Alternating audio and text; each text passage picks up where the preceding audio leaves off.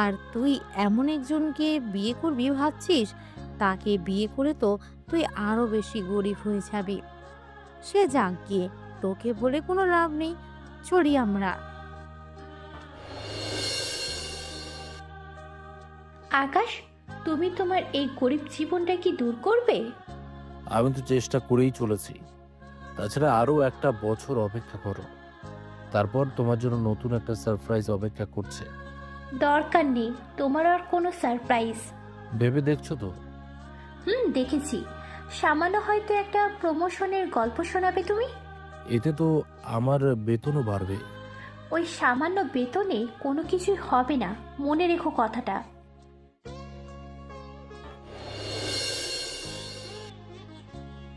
আব্বু আব্বু, আমার অনেক ক্ষুধা লেগেছে। আমার মামুনিটার খিদে পেয়েছে। আমাকে 5 মিনিট সময় দাও, আমি তোমার জন্য খাবার বানিয়ে নিচ্ছি। না আব্বু, আমি বাইরে খাবো। তাছাড়া আব্বু, তুমি আমার নতুন মামুনি কবে এনে দেবে? নতুন মামুনি তো খুঁজতে হবে। তাহলে তাড়াতাড়ি খুঁজে বের করব, ঠিক আছে? আচ্ছা, অপেক্ষা করো তাহলে। আব্বু রেডি হয়ে নিচ্ছে, তারপর তোমাকে নিয়ে যাবো। ঠিক আছে আব্বু। এদিকে আকাশ রেডি হয়ে নিচ্ছে, অন্যদিকে আকাশে অপেক্ষা করতে থাকে। আপনাদের তো পরিচয় করিয়ে দিতে ভুলেই গেলাম। আকাশই হলো আকাশের একমাত্র মেয়ে। ওর বয়স 6 বছর। তবে আকাশের মা বেঁচে আছে না মারা গেছে তা আপনারা পরেও জানতে পারবেন, কেননা ওটা একটা অতীতের মতো, যা আপনাদের সময় করে জানানো হবে। অন্যদিকে ইরা, ইরা, এই ইরা, কোথায় তুই? আম্মু, আমি আরেকটু ঘুমাই। দুপুর পর্যন্ত যদি ঘুমিয়ে তুই দিন পার করে দিস, তাহলে অফিসে যাবি কখন? আব্বু কি অফিসে যায়নি? তোর বাবা তো অফিসে গিয়েছে, কিন্তু তোকে যে একটা কথা বলেছিল, সে কথা কি মনে আছে? আমাকে কখন কি কথা বলেছিল? গতকাল রাতেই তো বলল। মনে নেই আমার, আবার বলো। তোর আব্বু তোর জন্য একটা ছেলে দেখেছে, তোকে এই ঠিকানায় এসে ওই ছেলের সাথে কথা বলে নিতে হবে। আচ্ছা, এই নিয়ে তোমরা আমাকে 10টা ছেলের সামনে নিয়ে গেছো। তোর পছন্দ না হওয়া পর্যন্ত তোর জন্য তো দেখতে হবে। তাই বলি এক একবার এক এক রকম চেহারার মানুষ, তার উপর অনেক অদ্ভুত লোক ছিল তারা। আচ্ছা, এত কথা না বলে তাড়াতাড়ি দেখা করে আয়। ঠিক আছে, যাচ্ছি। তবে এটাই কিন্তু শেষ দেখা। এরপর আমি আর কোনো ছেলে দেখার জন্য যাব না। আচ্ছা ঠিক আছে। ইরা রেডি হয়ে বের হয়ে ওর মায়ের দেওয়া ঠিকানায় চলে আসে। ওখানে 9 আর 6 এর মধ্যে ঝামেলা হওয়ার কারণে ইরা ভুল করে অন্য টেবিলে এসে বসে পড়ে। ভাই কেমন আছেন? আব্বু, উনি কে? কি আব্বু? আমি ওর বাবা, আমাকে তো আব্বু বলেই ডাকবে, এটাই তো স্বাভাবিক। আব্বু উনি কে? আকাশী মামুনি আমি ঠিক জানি না উনি কে। হায় আল্লাহ, আমার বাবা এই কি ছেলে আমার জন্য ঠিক করলো? এই ছেলে এত বড় একটা মেয়েও আছে, আমাকে তো এইসব কিছুই বলেনি। তার উপর ছেলেটা তো অনেক হ্যান্ডসামও আছে, কিন্তু কিভাবে কি হচ্ছে তা তো বুঝতে পারছি না। আচ্ছা, আপনাকে তো চিনলাম না। আমি ইরা চৌধুরী, রফিক চৌধুরীর একমাত্র মেয়ে আমি। বাবা আমাকে পাঠিয়েছে আপনার সাথে দেখা করার জন্য, কিন্তু আপনার যে মেয়ে আছে সে কথা আমাকে বলেনি। দেখুন, আমি তো রফিক নামে কাউকে চিনি না। বুঝলাম না, লোকটা কি মজা করছে নাকি আমার সাথে, নাকি মেয়ের সাথে বলে এই বিষয়ে কথা বলতে চাইছে না? কি ভাবছেন? আচ্ছা আকাশী, আমাকে একটা কথা বলো তো। কি কথা আম্মু? আকাশী, উনি তোমার আম্মু হয় না। তাছাড়া প্লিজ আপনি কিছু মনে করবেন না। আসলে ছোটবেলায় ওর মা আমাদের ছেড়ে অন্য ছেলের সাথে চলে যায়। চলে কেন গেল? আসলে বিয়ের পরে ও অন্য ছেলের সাথে কথা বলতো, সেখান থেকে ওই ছেলের সাথে প্রেম হয়। বুঝতে পেরেছি, সেই জন্য আপনাদের ছেড়ে চলে গেছে, তাই তো? ঠিক ধরেছেন। তা এতগুলো বছর ধরে বিয়ে না করে হঠাৎ বিয়ে করার প্ল্যান আসলো কি করে? আমি কখন বিয়ে করতে চাইলাম? থাক, আর লুকাতে হবে না। আব্বু, উনি কিন্তু দেখতে অনেকটা আমার ভাইয়ের মতো। ও মা, তাই নাকি? আপনি কিছু মনে করবেন না। আসলে ওর মাকে ওইরকম ভালো করে দেখেনি তো এখনো। আচ্ছা, আমি তো এখানে আছি, একটা কাজ করুন। কি কাজ? আপনার পুরনো কাহিনীগুলো আমাকে একটু জানান।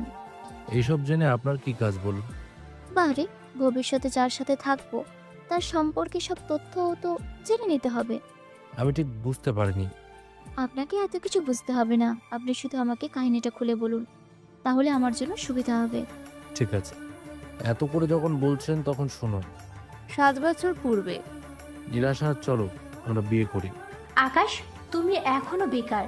তোমাকে বিয়ে করে আমি আমার জীবনটা নষ্ট করতে পারবো না। এসব কি বলছো নীলাশা? ঠিক বলছি আমি। তুমি হয় কিছু একটা করো, তারপর আমি তোমাকে বিয়ে করব। আচ্ছা, আমি চেষ্টা করে দেখব। এভাবে 3 মাস পরে আকাশ কোনোভাবে একটা চাকরি করতে থাকে।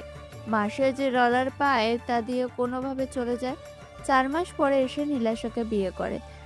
দেখো আকাশ, আজ আমাদের বাসর রাত। সেসব তো আমি জানি। তোমাকে একটা কথা দিতে হবে। কি কথা? তুমি চাকরি ওটা ছেড়ে দিয়ে ব্যবসা করো। আচ্ছা, সেসব নিয়ে পরেও ভাবা যাবে। এমনিতে অনেকটা সময় পার হয়ে গিয়েছে, সেজন্য সময় নষ্ট করা ঠিক হবে না। আচ্ছা চলো তাহলে শুরু করি। এরপরে কি হয় তা জানার কোনো প্রয়োজন নেই। সকালবেলায় ওরা ঘুম থেকে উঠে দুজনে ফ্রেশ হয়ে নাস্তা বানাতে থাকে। তবে এতদিন আকাশ একাই থাকতো বলে বাসার প্রয়োজনীয় জিনিসপত্রের অনেক অভাব ছিল। সেই জন্য কি ব্যাপার, এইগুলো দিয়ে রান্না করব কি করে? আমি তো এতদিন এভাবেই রান্না করে এসেছি। তা না হয় বুঝলাম, কিন্তু এইভাবে আমি রান্না করতে পারবো না। তুমি নতুন করে কিনে আনবে আসবাবপত্র। কিন্তু এত ডলার পাবো কোথায়? কেন, বিয়ে করার আগে কি মনে ছিল না? মনে যদি থাকতো তাহলে তো হতোই। তাছাড়া বেতন পেলে আমি সবটা কিনে নেব, চিন্তা করো না। এরপর ওরা রান্না শেষ করে নেয়। এভাবে 3 মাস কেটে যায়। হঠাৎ নীলাশা মাথা ঘুরে পড়ে যায়। ডক্টর এসে নীলাশাকে দেখতে থাকে। ভয়ের কিছু নাই, উল্টো দুঃসংবাদ আছে। কিরকম? আপনি বাবা হতে চলেছেন। আপনার স্ত্রী 1 মাসের প্রেগনেন্ট। এটা তো অনেক বড় সুসংবাদ। চলুন আপনাকে সামনে এগিয়ে দিই। তবে ওনার খেয়াল রাখবেন। ডক্টর যাওয়ার পরে আকাশ নীলাশার কাছে এসে বসে পড়ে। আমাদের ঘর আলো করে একজন অতিথি আসতে চলেছে। এখন থেকে ওর সব খেয়াল রাখতে হবে আমাকে। এখন থেকে আমাদের অনেক হিসেব করে চলতে হবে। চিন্তা করো না, আমি সবটা সামলে নেব। তুমি এখন রেস্ট নাও, আমি অফিসে গেলাম। এইদিকে অফিসে আসার পরেই স্যার, আজকে এত লেট করে এলেন যে? কিছু কাজ ছিল বাসায়। স্যার, আপনিও কি বইয়ের কাজে সাহায্য করেন? সংসার তো আমাদের, যদি আমরাই একে অপরকে সাহায্য না করি তাহলে আর কি করবে? স্যার, এই নিন ফাইল। এই ফাইলটা দেখে বলুন কি করা যায়। আচ্ছা রেখে যাও, আমি চেক করে নেব।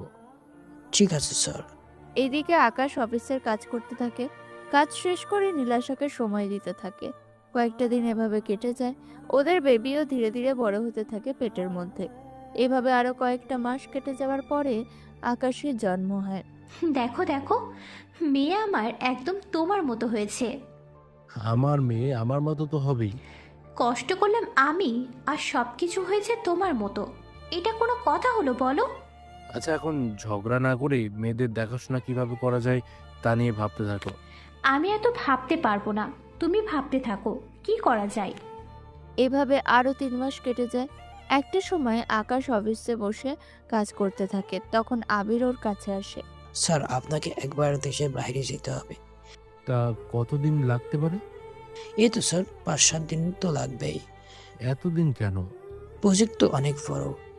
একবার এই প্রজেক্ট যদি পেয়ে যাই আমরা, তাহলে তো আমরা মিলিয়নার থেকে বিলিয়নার কাছাকাছি চলে আসব। আচ্ছা, আমরা যাওয়ার প্রস্তুতি নিতে থাকি, কিন্তু তোমার ভাবিকে কি জবাব দেবো? বলবেন কোম্পানির কাজের জন্য বাইরে পাঠাচ্ছে, যদি বেশি সমস্যা হয় দরকার হলে আমি এসে দেখে যাব। এটা অবশ্য মন্দ হয় না। তাহলে আমি আপনার যাওয়ার প্রস্তুতি নিতে থাকি। 2 দিন পরে নীলাশাকে এই ব্যাপারে বলতে থাকে। ও সবটা শোনার পরে কিন্তু তোমাকে ছাড়া আমি একা একা থাকবো কি করে বলো? 7 দিনেরই তো ব্যাপার। আমি তোমার প্রয়োজনে সবকিছু এনে রেখে দিয়েছি। এর বাইরে যদি কোনো কিছু লাগে আমাকে জানিয়ে দিও। ঠিক আছে, জানাবো। এরপর আকাশ চলে যায় লন্ডনে। ওখানে একটা অফিসে এসে ওর কাজকর্ম করতে থাকে। কাজ শেষ করে হোটেলে এসে নীলাশের সাথে কলে কথা বলতে থাকে। এভাবে 3 দিন কেটে যায়। প্রতিদিন নিয়ম করে কল দিয়ে কথা বলতে থাকে। 7 দিন পরে আকাশ যখন বাসায় ফেরে তখন এ কি, তোমাকে এরকম দেখাচ্ছে কেন? কি করব বলো, আকাশই তো ঠিকভাবে আমাকে ঘুমোতে দিচ্ছে না। চিন্তা করো না, আর একটু বড় হলে ঠিক হয়ে যাবে। এখন চলো ঘুমাই। এভাবে দেখতে দেখতে মাস যেতে থাকে। নীলাশার কথাবার্তা আকাশের কাছে কেমন জানি অদ্ভুত লাগতে থাকে। কিরকম লাগে তা আপনারা সামনের দিকে জানতে পারবেন। কিছুদিন যেতেই আকাশ, এইটুকু বেতন দিয়ে তো তুমি কিছুই করতে পারবে না। কেন পারবো না? তা এখন এটা বলো, তুমি যে বেতন পাও সেই বেতন দিয়ে কি তুমি চাইলেই এই সংসার চালাতে পারবে? এত বছর ধরে তো ঠিকই চলে এসেছে। কিন্তু এখন তা কোনোভাবেই সম্ভব না। কেন সম্ভব না শুনি? দেখো, আগে আমরা দুজন, এখন আমাদের মেয়েও আছে সাথে। তা কি হয়েছে? অনেক কিছু হয়েছে। তাছাড়া তুমি সংসারের উন্নতির কথা ভাবো। চিন্তা করো না, ও তো এখনো ছোট। আস্তে আস্তে আমি সব ঠিক করে নেব। এই বলে ওরা ঘুমিয়ে পড়ে। অন্যদিকে কয়েকটা দিন পরে আকাশকে ব্যবসার কাজে যেতে হবে দেশের বাইরে। সেজন্য অফিসে আসে। আমার যাওয়ার ব্যবস্থা করো। ঠিক আছে, করতেছি। একটু পরে আকাশ ওর বাসায় এসে নীলাশার কাছে বিদায় নিয়ে এয়ারপোর্টের দিকে চলে যায়। অন্যদিকে নীলাশা আকাশীকে নিয়ে বের হয় শপিং মলে। ভিতরে আসার সময় একটা লোকের সাথে ধাক্কা লাগে নীলাশার। এতে রেগে যায়। চোখে কি কম দেখেন? আমি বরাবরই দেখি, মনে তো হয় আপনি কম দেখেন। আপনাকে আমার কেমন জানি পরিচিত মনে হচ্ছে। আমারও কেমন জানি পরিচিত মনে হচ্ছে, কোথায় যেন দেখেছি। আরে, আমি নীলাশা। আমরা ভার্সিটিতে একসাথে পড়েছি, আর আমাদের সিট পাশাপাশি পড়তো। আরে তুই, কত বছর পরে তোর দেখা পেলাম। আর তুই তো আগের থেকে অনেক বেশি হটও হয়ে গেছিস। দেখতে কিন্তু এখন অনেক কিউট লাগছে তোকে। কথাটা শুনে নীলাশার খারাপ লাগার কথা, কিন্তু ও তা হেসে উড়িয়ে দেয়। কেননা নিলয়ের পোশাক দেখে নীলাশার বুঝতে বাকি রইল না যে নিলয় এখন অনেক বড় লোক। তা তুই ফ্রি আছিস? এতগুলো বছর পরে তোর সাথে দেখা, ফ্রি না থাকলেও বের করে নেব। সত্যি বলছিস? হুম, সত্যি বলছি। তা একটা কথা বলতো, কি কথা বল। এই বাচ্চাকে? ও তো আমার একমাত্র মেয়ে। ওর বয়স এখন 9 মাসের মতো হয়েছে। তুই যে বিয়ে করেছিস এটা কিন্তু দেখে বোঝাই যায় না। সত্যি বলছিস তো? আরে মিথ্যে কেন বলবো তোকে? তা এখন কি করছিস? কি আর করব বল, বাবার ব্যবসায় দেখাশোনা করতেছি। তা তোর হাজবেন্ড কি করে? নীলাশা আকাশের ব্যাপারে সবটা বলতে থাকে। সবটা শোনার পরে তাহলে তো তুই মোটেও সুখে নাই। ওই রকম আর কি। ওই একটু বেতন দিয়ে কি আর সংসার চলে? যদি তোর আপত্তি না থাকে তাহলে তোর হাজবেন্ডকে আমাদের অফিসে পাঠিয়ে দে। আমি এর থেকেও ডাবল বেতন দিব, তাও তোর জন্য। ও কারোর করুণা নেবে না। তাছাড়া আমি হয়তো ও সংসার করব না আর। কেন কেন? আমার মতো মেয়ে কিভাবে ওর মতো একটা ছেলে সংসার করবে, বুঝতে পারছিস? তাহলে এখন কি করবি? ওকে ডিভোর্স দিয়ে নতুন করে সংসার করব। কিন্তু এই বেবি? ওকে ওর বাবার কাছে দিয়ে দেব। তাছাড়া ওর সাথে থাকলে ঝামেলা। তবে ওর দেখাশোনার কোনো কমতি আমি রাখবো না যতদিন ওর কাছে আছি। বুঝতে পেরেছি। আচ্ছা, তোর মোবাইল নাম্বার আমাকে পাঠা। নীলাশার নাম্বার দিয়ে সাথে আরও কিছু কথা বলে চলে যায় ওখান থেকে। এইদিকে নিলয় তো একটা হাসি দেয়। এই হাসির মানে আপনারা জানতে পারবেন আরও অনেক পরে। অন্যদিকে আকাশ লন্ডনে একটা কোম্পানির বোর্ড মিটিংয়ে বসে আছে। তাহলে আকাশ স্যার, এখান থেকে কিভাবে কি করব? সবার কথাগুলো তো ঠিকই আছে, কিন্তু কাকে দেব প্রজেক্ট, ওটাই তো এখনো ভাবনার বিষয়। তাহলে এখন কি করবেন? এদের মধ্যে একটা লটারি করো, ওখানে যার নাম আসবে তাকেই না হয় প্রজেক্ট দিয়ে দিও। কিন্তু এখানে তো সম্মানিত ব্যক্তির মধ্যে মিস্টার কাপুরও আছে, ওনাকে কি দেব? উনি তো এমনিতে অনেকবার পেয়েছে, তার উপর ওনার অনেক অভিজ্ঞতা আছে। সেজন্য আমি চাচ্ছি নতুন কাউকে দেওয়ার জন্য, কেননা নতুনদেরও সুযোগ দেওয়া দরকার। যদি ওদের কোনো সুযোগ না দেই তাহলে ব্যাপারটা অনেক খারাপ হয়ে যাবে। ওরা যখন এত ভালোভাবে নিজেদের প্রজেক্ট তৈরি করেছে, তখন ওদেরও একটা চান্স দেওয়া দরকার। আপনি যা বলবেন তাই হবে। আপনার মুখের উপর কথা বলার তো কোনো ক্ষমতাও আমার নেই। তাহলে যেভাবে বলেছি সেভাবে করতে থাকো, বাকিটা আমি এসে পরে দেখে নেব। ঠিক আছে স্যার, হোটেলে এসে নীলাশার সাথে কথা বলতে থাকে, সাথে আকাশের সাথেও। কথা শেষ হওয়ার পরে নিলয় নীলাশাকে কল দেয়। তারপর ওরা কথা বলতে থাকে। তবে নিলয়ের সাথে নীলাশার কথা আস্তে আস্তে বাড়তে থাকে। এখন ওরা দুজনে অনেকটা সময় নিয়ে কথা বলে। এদিকে আকাশও দেশে ফিরে আসে। আসার একদিন পরে আকাশ, তুমি তোমার এই গরিব জীবনটা কি দূর করবে? আমি তো চেষ্টা করেই চলেছি। তাছাড়া আরো একটা বছর অপেক্ষা করো, তারপর তোমার জন্য নতুন একটা সারপ্রাইজ অপেক্ষা করছে। দরকার নেই তোমার আর কোনো সারপ্রাইজ। ভেবে দেখছো তো? দেখেছি। সামান্য হয়তো একটা প্রমোশনের গল্প শোনাবে তুমি। এতে তো আমার বেতনও বাড়বে। ওই সামান্য বেতনে কোনো কিছুই হবে না, মনে রেখো কথাটা। আচ্ছা, আমি এখন ঝগড়া করতে পারবো না, ঘুমাবো আমি। তার মানে তুমি কি বলতে চাও? আমি তোমার সাথে ঝগড়া করি? এখন তো সেগুলোই করে যাচ্ছ আমার সাথে। ঠিক আছে, এই শেষটা আমি দেখে নেব। এরপর ওরা ঘুমিয়ে যায়। তারপরে আকাশ সকালে অফিসে চলে যায়। সেজন্য নীলাশা কল দেয় নিলয়কে। কোনো সমস্যা হয়েছে কি? নিলয়, আমি ওই আকাশের সংসার আর করব না। কেন, কি হয়েছে? ও জীবনেও উন্নতি করতে পারবে না, সেজন্য আমি ওকে 2 মাসের ভিতরে ডিভোর্স দেব। কাজটা কি ঠিক হবে সামান্য কিছু ডলারের জন্য? দেখো, ও যা বেতন পায় সেই বেতন দিয়ে আমি মোটামুটি আমাদের সংসার তো চালাতে পারি, কিন্তু ওর বাহিরে সংসারের বাড়তি কোনো কাজে খরচ করার মতো ডলার থাকে না। এবং আমি যে শপিং করব তাও সম্ভব হচ্ছে না। বুঝতে পেরেছি ব্যাপারটা আমি, কিন্তু তুই ডিভোর্স দিয়ে কার কাছে যাবি? সেটা ভেবেই তো পাচ্ছি না। তোকে একটা কথা বলবো, যদি কিছু মনে না করিস। কি কথা বলো? আমি তোকে বিয়ে করতে চাই, যদি তোর কোনো আপত্তি না থাকে। তুই কি সত্যি বলছিস? একদম সত্যি বলছি। আমি তোকে সে ভার্সিটি থেকে ভালোবেসে এসেছি, কিন্তু তোকে বলবো বলবো করে আর বলা হয়নি, কারণ তুই তখন অন্য কাউকে ভালোবাসিস। এখন যখন তুই ওকে ছেড়ে দিতে চাইছিস, তখন আর আমার বলতে কোনো অসুবিধা নেই। আচ্ছা, আমি তাহলে আকাশকে কখন ডিভোর্স দিব? যখন তোর ইচ্ছে তখন দিলেই হবে। তাহলে আকাশের জন্মদিনের দিন ওকে ডিভোর্স দিয়ে দিব। তাহলে তো আরও 2 মাস। 2 মাস কি অপেক্ষা করতে পারবে না? কিন্তু আকাশ যে এই মাসগুলোতে তোমাকে আদর করবে, তা আমি মেনে নিব কি করে? এমনিতেও আকাশকে আমি 1 মাস ধরে কাছে আসতে দিই না, সামনেও আসতে দেব না।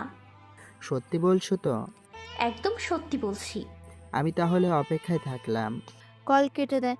আপনাদের একটা কথা বলি, নিলয় কিন্তু নীলাশাকে সে ভার্সিটি থেকে অনেক পছন্দ করত, কিন্তু বলবে বলবে করেও ওর বলা হয়নি। সেজন্য আজকে নীলাশা আর আকাশের ছাড়াছাড়ি শুনে রাজি হয়ে যায়। কেননা নীলাশা দেখতে কিন্তু অনেক কিউট ছিল। সেজন্য নীলয় এত কিছুর পরেও রাজি হয় বিয়ে করার জন্য। অন্যদিকে দিন যেতে থাকে। নীলাশার কথাবার্তা, চাল চলন আকাশের কাছে কেমন জানি অদ্ভুত লাগতে থাকে।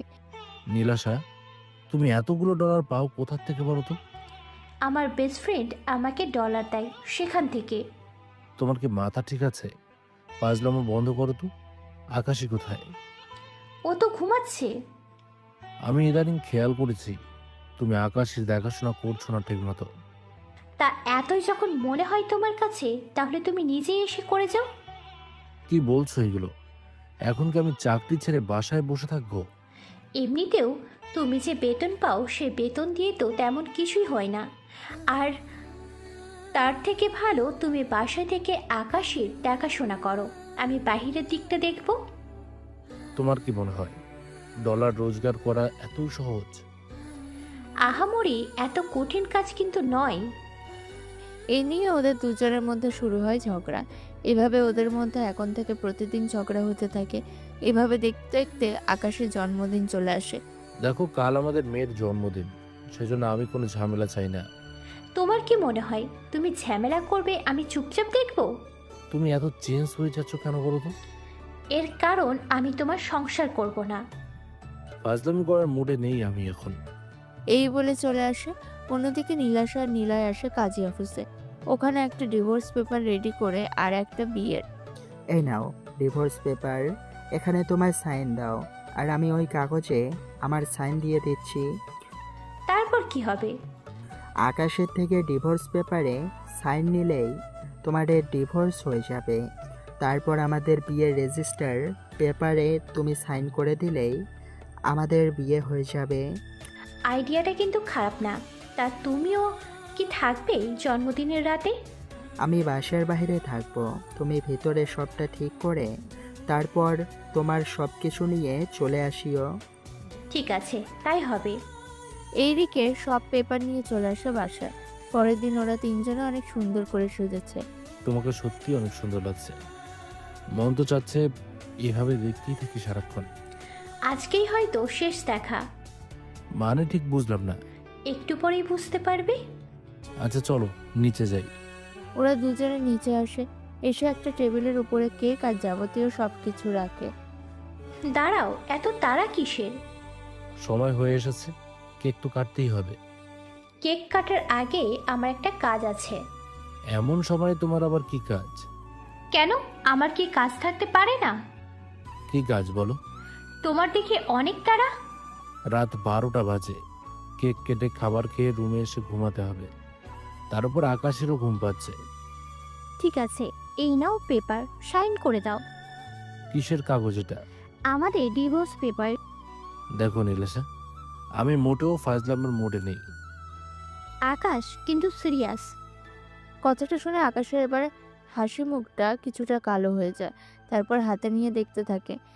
এটা তো সত্যি সত্যি ডিভোর্স পেপার, ও তো সাইন করে দিয়েছে। চিন্তা করো না, তোমাকে কাবিনে কোনো ডলার দিতে হবে না। আকাশী এখন থেকে তোমার কাছেই থাকবে।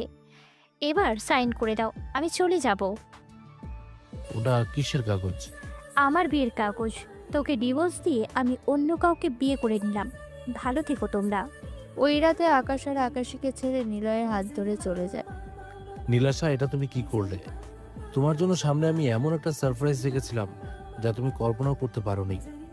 তুমি যখন চলে গেছো তখন আর আমি তোমাকে নিয়ে ভাববো না। তুমি ভালো থেকো। এরপর আকাশ একাই আকাশের দেখাশোনা করতে থাকে বাকি বছরগুলোতে। আর এখানেই 7 বছরের সমাপ্তি হয় বর্তমান। তার মানে ডলারের জন্য তোমাকে ছেড়ে চলে গেছে? হ্যাঁ, ঠিকই ধরেছেন। কিন্তু এতগুলো বছর হলো, নতুন করে বিয়ে কেন করেননি? যদি নতুন করে বিয়ে করতাম তাহলে আমি হয়তো একটা ভালো বউ পাবো, কিন্তু আমার মেয়ের জন্য আমি হয়তো ভালো একটা মা পাবো না। সব মেয়েরা তো এরকম হয় না। তা জানি, কিন্তু অন্য কারোর মেয়েকে নিজের মেয়ের মতো বড় করতে কেউ পারে না। আচ্ছা, আপনি তো সবই শুনলেন। সবই শুনেছি, কিন্তু আমার কোনো আপত্তি নেই। দেখুন, আপনি হয়তো ভুল করছেন। আপনি যার সাথে দেখা করার জন্য এসেছেন সে আমি না, অন্য কেউ। কিন্তু এই টেবিলে তো নয় লেখা। এটা 6 নম্বর টেবিল।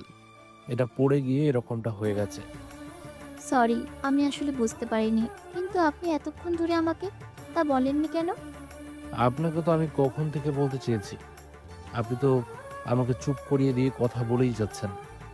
সরি, আমারই ভুল হয়েছে। তবে যখন ভুল করে আপনার কাছে চলেই এসেছি, তখন আর আমি অন্য দিকে যাব না। আব্বু, উনি কি আমার মা? না মামুনি। আকাশী, আমি তোমার আম্মু। তাহলে এতগুলো বছর তুমি আমার কাছে আসোনি কেন? আম্মুর অনেক কাজ ছিল, সেজন্য আসতে পারিনি। আপনি সবটা জানার পরেও? দেখো, আমার কাছে এত সম্পত্তি আছে, তা দিয়ে 100 বছর খেয়ে যেতে পারবো। তাছাড়া তোমাদের কোনো কাজও করতে হবে না। তোমরা আমার সাথে থাকবে, আর খাবে আর ঘুমাবে। কিন্তু তা তো সম্ভব না। সম্ভব অবশ্যই হবে। সেজন্য আমি যখন তোমাকে আমার স্বামী বলে ধরে নিয়েছি আর আকাশীকে আমার মেয়ে বলে ধরে নিয়েছি, তখন তোমাদের আমি সহজে ছাড়ছি না। কথাটা শুনে আকাশে এসে ইরাকে জড়িয়ে ধরে। আমার লক্ষ্মী আম্মু, উম্মা। আমার লক্ষ্মী মামনি, চলো আমরা একসাথে খাবার খেয়ে নিই। ওরা খাবার খেতে থাকে। তখন ওখানে ইরার বান্ধবী আসে ওর জামাইকে নিয়ে। ইরাকে এখানে দেখে, আরে ইরা, তুই এখানে কেন? এসেছি আমার হবু জামাইয়ের সাথে দেখা করতে। বাহ, দুলাভাই তো অনেক কিউট আছে। তা সাথে এই মেয়েটা কে? ওনার ভাগ্নি নাকি ভতিজি? ওর মেয়ে। মজা করছিস নাকি? মজা কেন করব? তা নয় তো কি, এত বড় একটা মেয়ে যদি ওনার হয় তাহলে তুই বিয়ে কেন করেছিস? দেখো, আমার পছন্দ হয়েছে সেজন্য। তানু, তোমার বান্ধবীর মাথা কি গেছে? দেখুন, আপনি আমার বান্ধবীর জামাই বলে আপনাকে কিছু বললাম না। দেখ ইরা, সময় আছে এখনো, এর মতো লোককে ছেড়ে দে। তাছাড়া তুই কেন বুঝতে চাইছিস না এই লোকটা তোর ডলার দেখে তোকে পটাতে চাইছে? উনি আমাকে পটায়নি, উল্টে আমি ওনাকে পটিয়েছি। কি বলছিস? আমি তো বুঝতে পারছি না। তোরে তো বুঝতে হবে না। তানু, এটা ওদের ব্যাপার। ওর মতো ভিখারিকে বিয়ে করে তোমার বান্ধবীও তো হয়তো ভিখারি হয়ে যাবে কয়েকটা মাস পরেই। মুখ সামলে কথা বলুন। ও তো ঠিকই বলেছে। তানু, হতে পারে তুই আমাদের থেকে অনেক বড় বিজনেসম্যান, কিন্তু তুই এটা ভুলে যাচ্ছিস। আমি কিছুই ভুলিনি। এতদিন আমি তোদের তুলনায় কম ছিলাম। তারেককে বিয়ে করার পর থেকে আমি এখন তোদের উপরে উঠে গেছি। আর তুই এমন একজনকে বিয়ে করবি ভাবছিস? তাকে বিয়ে করে তো তুই আরো বেশি গরিব হয়ে যাবি। সে যাক গিয়ে, তোকে বলে কোনো লাভ নেই। চলি আমরা। তানু তারেক চলে যায় ওখান থেকে। অন্যদিকে আকাশ চুপ করে আছে, কোনো কিছুই বলছে না। ওরা তিনজন খাবার শেষ করে। চলো, আমরা বিয়ে করব। কি বলছেন? আমি ঠিকই বলেছি। আর একটু ভেবে দেখলে কি হতো না? অনেকটা সময় নিয়ে ভেবেছি। তাছাড়া আকাশীও আমাকে ওর মা বলে মেনে নিয়েছে। সেখানে আপনারা তো আপত্তি কেন? কয়েকটি দিন হয়তো আপনার এই আবেগ থাকবে, এরপর আর থাকবে না। তাহলে চলুন হসপিটাল যাই। হাসপাতালে কেন? হসপিটাল এসে আমি অপারেশন করাবো। কিন্তু কি জন্য করবেন? এই যে, আমি যেন কখনো আর মা হতে না পারি। আপনি কি পাগল হয়ে গেছেন? দেখুন, যদি আমি মা হয়ে যাই তাহলে তো আকাশের খেয়াল রাখতে পারবো না। সেজন্য আমি এটা করব, যেন ওর প্রতি কোনো মায়া আর ভালোবাসা না কমে যায়। লাগবে না সেসব করা। আচ্ছা, তাহলে তো এখন বিয়ে করা যায়। কিন্তু আপনার বাবা মা? ওনাদের আমি সামনে নিব, চিন্তা করবেন না। এরপর ইরা ওনাদের নিয়ে কাজী অফিসে এসে বিয়ে করে নেয়। তারপর ওদের নিয়ে চলে আসে ওর বাসায়। ইরার মা তো ওদের দেখে, ইরা, কে ওনারা? কে আবার? তোমার মেয়ের জামাই। তুই কি আমার সাথে ফাজলামো করছিস? আমি কেন ফাজলামো করব? তোকে পাঠিয়েছি আরেকটা ছেলের কাছে, কিন্তু তুই তো দেখি অন্য একটা ছেলেকে নিয়ে এসেছিস। তার সাথে ওই মেয়েটাকে? আম্মু, ও আমার একমাত্র মেয়ে আকাশী। আকাশী, উনি তোমার নানু হয়। যাও নানুর কাছে। নানু কেমন আছো? এই বলে ইরার মায়ের কোলে উঠে যায়। উনি ইরার মুখের দিকে তাকিয়ে কোলে তো নেয়, কিন্তু ইরা, আমি তো কিছুই বুঝতে পারছি না কি হচ্ছে, আমাকে একটু বুঝিয়ে বল তো। আচ্ছা শোনো তাহলে। ইরার আম্মু সবটা শোনার পরে, তুই যখন জানতি এটা ওই ছেলে না, তাহলে কেন বিয়ে করতে গেলি? দেখো আম্মু, আমি অনেক ভেবেচিন্তে এই ডিসিশন নিয়েছি। সেজন্য আমাকে এই নিয়ে কোনো কিছু বলার দরকার নেই। তাই বলে 6 বছরের বাচ্চা সহ? দেখো, আজ থেকে ওরা এখানে থাকবে। ওদের কি নিজেদের কোনো বাড়ি নেই? আছে কি নেই তা আমি জানি না, আর জানতেও চাই না। ওরা এখানে থাকবে আমার সাথে। তাছাড়া ও বেকার। বাবাকে বলে আকাশের কোম্পানিতে একটা চাকরি ওকে পাইয়ে দিতে হবে। তুই কখন কি বলছিস, আমার সব কিছু মাথার উপর দিয়ে যাচ্ছে। আচ্ছা, আমার জামাইকে বরণ করে বাসায় তো তুলে নেবে। ইরার মা আকাশকে বরণ করে বাসায় তুলে নেয়। তারপর ইরা রুমে নিয়ে আসে। রুমটা মোটামুটি একটু বড় আছে, যা চলবে। এইদিকে রাতে রফিক চৌধুরী বাসায় এসে ইরার এমন কার্যকলাপ শুনে উনি নিজেও অবাক হয়। কিন্তু যখনই উনি আকাশকে দেখতে পায় তখনই উনি চুপ হয়ে যায়, কোনো কথাই আর বলেনি। রাতে ওদের বাসর রাত শেষ হলে সকালবেলায় আমি আকাশীকে নিয়ে বের হলাম কোথায় যাবে? ওকে স্কুলে ভর্তি করাতে। ও তো স্কুলে পড়ে। কোন স্কুল? আকাশ স্কুলের নাম বলে। স্কুলের নাম শুনে ইরা একটু অবাক হয়, কেননা ওটা অনেক নামকরা একটা স্কুল, তার উপর অনেক ব্যয়বহুলও ছিল। এত দামি স্কুলে পড়াও কে? একমাত্র মেয়ে বলে কথা। আচ্ছা, তাহলে শপিং করতে যাই। ওর জন্য কিছু তো কিনতে হবে। ওর সব কিছুই আছে, শুধু আনলেই হয়ে যাবে। তুমি তাহলে যাও, নিয়ে আসুন। ততক্ষণে আমি আকাশের সাথে বসে বসে গল্প করি। ঠিক আছে, খেয়াল রেখো ওর। এরা গল্প করতে থাকে। আকাশ ওর বাড়িতে এসে ওদের সব কিছু নিয়ে চলে আসতে থাকে। এইদিকে আচ্ছা মামনি, তুমি কি হেঁটে স্কুলে যাও নাকি ট্যাক্সি করে? দুটোই একটাও না, আমাদের তো গাড়ি আছে, সেগুলোতে করে যাই। তাছাড়া আমাদের বাসার সামনে একটা খেলার মাঠ আছে, যেখানে আমরা অনেক খেলাধুলা করি। তো গাড়ি কোথায় পেলে? বাবা আমাকে একটা গাড়ি করে দিয়ে আসে, আবার অন্য গাড়ি করে নিয়ে আসে। কি বলো, তোমাদের তো কিছুই নেই। তাছাড়া আকাশে এখনো ছোট, কি বলতে কি বলে দেয় তা নিজেও জানি না। আচ্ছা তুমি রেস্ট নাও। এদিকে আকাশও সবকিছু নিয়ে চলে আসে। অন্যদিকে সেসব ইরা আবার গুছিয়ে রেখে দেয়।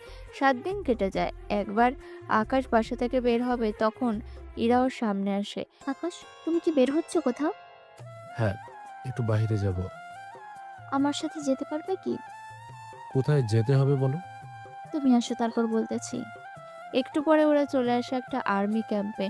ওখানে এসে জেনারেলের সাথে কথা বলতে থাকে। আপনাদের কথা অনুযায়ী এখানে আমাদের জন্য অনেক বড় একটা জিনিস আছে, যেটা আমাদের কাজে আসবে, তাই তো? জি স্যার, যদি আপনি সেই জিনিসটা একবার দেখতেন তাহলে অনেক বেশি ভালো হতো। ঠিক আছে, দেখবো তাহলে। উনি পেন ড্রাইভ হাতে নিয়ে যেই ওনার কম্পিউটারের সাথে কানেক্ট করলো, সাথে সাথে ভাইরাস পুরো কম্পিউটার ঘিরে দাঁড়ালো। এতে জেনারেলের সাথে আকাশ, ইরাও অবাক হয়। উনি তাড়াতাড়ি করে ওটা বের করে নেয়। তোমার সাহস কি করে হলো ভাইরাস এনে আমাদের সব কিছু নষ্ট করে দেওয়ার? বিশ্বাস করুন, আমি কিছুই জানি না। এটা তো আমার অফিস থেকে দেওয়া হয়েছে। আমি এত কিছু জানি না। তোমার কারণে আমার পুরো সিস্টেমে সমস্যা হয়েছে। আমি তোমাদের দুজনকে ছাড় দিব না। দেখুন, এখানে কোথাও কিছু একটা তো মিস্টেক হচ্ছে। ইরা, এই পেন ড্রাইভ শেষ পর্যায়ে তুমি কার থেকে নিয়েছো? আমাকে তো তানু দিল। ও কেন দেবে? আসলে এই প্রজেক্ট ঠিক আছে কিনা এটা জানার জন্য আমি ওকে দিয়েছি। আর ও 2 দিন দেখার পরে আমাকে এনে দিল। আমি কি জানতাম নাকি ও এরকম কিছু করবে? জেনারেল, আমার স্ত্রীর সাথে ধোঁকা হয়েছে।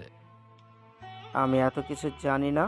আমি 1 ঘন্টার মধ্যে সব কিছু ঠিক চাই, নয়তো আমি কাউকে ছেড়ে দিব না। স্যার 1 ঘন্টা কেন, যদি 1 মাসও সময় দেন তাও এই ভাইরাস দূর করা যাবে না। এটা আমাদের পুরো সিস্টেম খারাপ করে দিবে। শুনেছো কথাগুলো? আমাকে একটু সময় দিন, আমি এটা ঠিক করে নিচ্ছি। যদি না পারো তাহলে তোমাদের দুজনকে গ্রেপ্তার করা হবে, সাথে সবার সামনে ফাঁসি দেওয়া হবে। আকাশ, আমাদের এখন কে বাঁচাবে? কিভাবে আমরা এখান থেকে বেঁচে ফিরবো? এইদিকে কি বলবে বুঝতে পারছে না, তাই তাড়াতাড়ি করে সে ভাইরাস দূর করতে লেগে যায়। 40 মিনিটের মধ্যে সব ভাইরাস দূর হয়ে যায়। তা দেখে এটা কি করে সম্ভব? যেখানে 1 মাসেও সম্ভব না, সেখানে মাত্র 40 মিনিটে তা করে দিল। আল্লাহ জানে ওর মধ্যে আর কি কি গুণ লুকিয়ে আছে। এখন কি আমরা যেতে পারি? যেতে পারেন। আমি কাল আমার লোক পাঠিয়ে দিব, ওরা আপনার কোম্পানির সাথে ডিল করে নিবে। আপনাকে কি বলেছে ধন্যবাদ দেব সে ভাষা আমি খুঁজে পাচ্ছি না। ধন্যবাদ যদি দিতে হয় তাহলে ওকে দাও। তা কে হয় তোমার? ও আমার হাজব্যান্ড। সুখী হও তোমরা। ওখান থেকে বের হয়। ইরা তো প্রশ্ন করেই যাচ্ছে, কিন্তু তাও আকাশ কোনো প্রশ্নের উত্তর দিচ্ছে না, শুধু চুপচাপ শুনে যাচ্ছে। একটু পরে তোমার যে কাজ সেটা সেরে নাও। আচ্ছা, আসি তাহলে। ওরা বের হয়ে আসে, কিন্তু ইরা তো এখন তানের উপরে রেগে আছে অনেক বেশি। শেষমেশ তানু আমাকে এরকম ভাবে ধোকা দিল। এই তানুকে তো একটা শিক্ষা দিতেই হবে। আমি যাব ওর সাথে কথা বলার জন্য। তুমি একা তো পারবে না। চিন্তা করো না, আমি একা গেলেও ও অফিসে আমার কোনো ক্ষতি করার চেষ্টা করবে না। ক্ষতি কেন করবে না অফিসে? যত শত্রু থাকুক না কেন, অফিসের ভেতরে কেউ এইসব করার চেষ্টা করবে না। আমি আসি তাহলে, তুমিও কাজে যাও তাহলে। কিছুক্ষণ পরে ইরা এসে তানুর সাথে কথা বলতে থাকে। তানু তো উল্টো ইরার উপরে রেগে যায়। দেখ, আমি এই ব্যাপারে কিছু জানি না। তুই সব কিছু জানিস। কেন তুই প্রজেক্ট চেক করেছিলি? যদি কোনো সমস্যা থাকতো তুই তো আমাকে জানাতিস, কিন্তু তুই সেগুলো কোনো কিছুই করিসনি। তাহলে প্রমাণিত হয় তুই সব কিছু নিজে ইচ্ছে মতো করেছিস। এখন বল, প্রজেক্ট কোন জায়গায় রেখেছিস? তুই যখন সবই জানিস তাহলে তো আর লুকিয়ে কোনো লাভ নেই। আমিও সে কথাই বলতেছি, সব কিছু ফিরিয়ে দে আমার। আমি ওই প্রজেক্ট উপর কাজ করব। 2 দিন পরে আমি জেনারেল কাছে যাব আর এই প্রজেক্ট ব্যাপারে কথা বলে নিব। তোর কি মনে হয় এতে উনি রাজি হবে? হবে মানে? অবশ্যই হবে রাজি। তুই এখন আসতে পারিস। বন্ধুত্বের সুযোগ নিয়ে এত বড় ধোঁকা না দিলেও পারতিস। সে আমি যাই করেছি আমার কোম্পানির সাথে করেছি, সেজন্য তোকে এই বিষয়ে ভাবতে হবে না। সেজন্য বের হয়ে গেলেই ভালো হবে। যদি না বের হই? সিকিউরিটি এনে বের করে দিব। কার এত বড় সাহস আমার বউকে বের করে দেওয়ার হুমকি দেয়? তুই কে? সামনে আয়। আকাশ ওদের সামনে যায়। ওখানে তানু আকাশকে দেখে একটু চমকে তো ওঠে, কিন্তু কোনো রিয়াকশন নেই, তাই চুপ করে আছে। ওর মতো ভিখারি নাকি বাঁচাবে? কথাগুলো বলে হাসতে থাকে। আকাশ চুপ করে আছে, সাথে সামনে তাকিয়ে দেখে অনেক লোক ওখানে বসে আছে। ওদের দেখে তো কোনো কিছুই বলেনি, তবে ওই লোকগুলো আকাশের দিকে অনেক ভালোভাবেই তাকিয়ে আছে। কি ভাবছেন আপনারা? কই কিছু ভাবছি না তো। ওদের সাথে এভাবে কথা বলার সাহস হয় কি করে তোর? তা জেনে তোমার তো কোনো কাজই নেই। তোমাকে যা বলার জন্য এসেছি। ইরা চলো, এখানে এর সাথে কথা বলে সময় নষ্ট করার কোনো মানেই হয় না। ইরা যা তোর এই ফকিন্নি জামাইয়ের সাথে। তানু, এসব কি ধরনের কথাবার্তা? ঠিক বলেছি। মিস তানু, আমি যদি ভুলে যাই আপনি ইরার বান্ধবী হন, তাহলে কিন্তু আপনাকে রাস্তায় দিয়ে আসতে আমার বেশি সময় লাগবে না। ওহ তাই নাকি?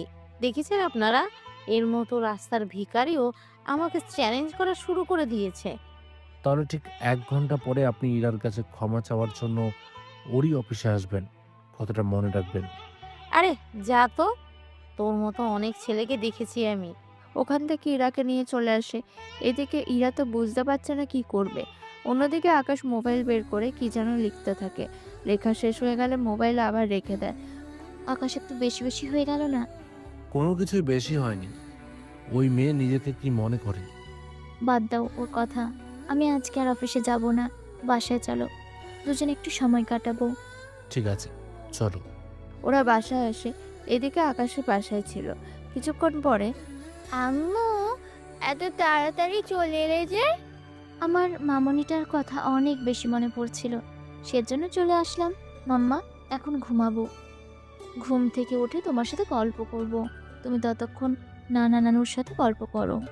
আচ্ছা আম্মু। আকাশ ইরা এসে সময় কাটাতে থাকে। 1 ঘন্টা পরে হঠাৎ বাসার মধ্যে চিৎকারের শব্দ শুনতে পায়। এতে আকাশ, এটা তো তানুর গলা। চলো এসে দেখি তো। কাজ শেষ করো, তারপর যাব। ঠিক আছে। 10 মিনিট পরে ওরা দুজনে নিচে নামে। তানুর চোখে ছিল অনেকটা ভয়। তানু দৌড়ে সেই ইরার পা ধরে রাখে। ইরা তুই আমাকে বাঁচা। তোর উপর কেউ হামলা করেছে নাকি? আমার সাথে কোনো কোম্পানি কাজ করবে না, সবাই তাদের শেয়ার নিয়ে গেছে। এক কথায় আমি এখন পথের ফকির হয়ে যাব একদিনের মধ্যে। এসব কি করে হলো? তুই একে গ্রুপের নাম শুনেছিস? আমাদের দেশের সবচেয়ে পাওয়ারফুল কোম্পানির মধ্যে প্রথমে আছে ওনারা। ওই কোম্পানির সিইও বলেছে আমাদের সাথে যেন সব কোম্পানি তাদের ব্যবসা বন্ধ করে দেয়, নয়তো উনি ওদের সাথে ব্যবসা করবে না। প্লিজ তুই আমাকে বাঁচা, নয়তো আমি ফকির হয়ে যাব। আমি তোকে কিভাবে বাঁচাবো? আমি তো তোদের তুলনায় অনেক কম, সেখানে একে গ্রুপের সাথে কিভাবে কি হবে আমার তো মাথায় আসছে না। তো জামাইকে বল, সে হয়তো এরকম কিছু করেছে। ও কি বলছে? তোর জামাই তো মনে হয় এইসব করেছে। ওকে তো কেউ ঠিক মতো চেনে না। ও তো বলেছিল আমাকে 1 ঘন্টার মধ্যে ভিখারি বানিয়ে দিবে। রেগে মানুষ অনেক কিছুই তো বলে। তাও তোর জামাইকে বল। আকাশ, তুমি কিছু জানো? কই না তো। দেখলি তো, ও কিছুই জানে না। তানু আকাশের দিকে তাকায়, দেখে ও মুচকি মুচকি হাসছে। তা দেখে তানুর সন্দেহ আরো বাড়তে থাকে। তানু আরেকবার বলে, তাও আকাশ কোনো কিছু বলেনি। একটু পরে তানু তো কেঁদে চলে যায়। আকাশ, তুমি কি কিছুই জানো না? কই না তো। তাহলে ও যে তোমাকে এত অপমান করেছে তা কি তুমি ভুলে গেছো? ধরে নাও এটা ওর কর্মের ফল। কিন্তু ওদের যে পাওয়ার সেখানে 1 ঘন্টায় কিভাবে এত নিচে নেমে গেল ওরা? ওর কর্মের ফল ও এখন ভোগ করবে। এতে আমাদের কি করার আছে বলো? এরা তেমন কোনো কথা বলেনি।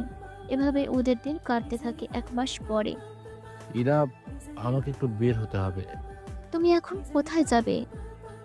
দেশের বাইরে যেতে হবে। আমি না ফেরা অবধি আকাশের খেয়াল রেখো। চিন্তা করিও না, আমি ওর খেয়াল রাখবো। এইদিকে আকাশ দেশের বাইরে যায়, অন্যদিকে ইরা আকাশের দেখাশোনা করতে থাকে। 2 দিন পরে আকাশী ওর বাবাকে কল দেয়। আব্বু আব্বু, কখন আসবে তুমি? এই তো আম্মু, আর 3 দিন পরে। কোনো কিছু হয়েছে কি? আম্মু কাঁদতেছে। কাঁদছো কেন? আমি তো জানি না। তোমার মাকে দাও তো। আম্মু এই নাও, আব্বু কল করেছে, কথা বলো তুমি। ইরাকে কল দেয়, কল ধরে কথা বলতে থাকে।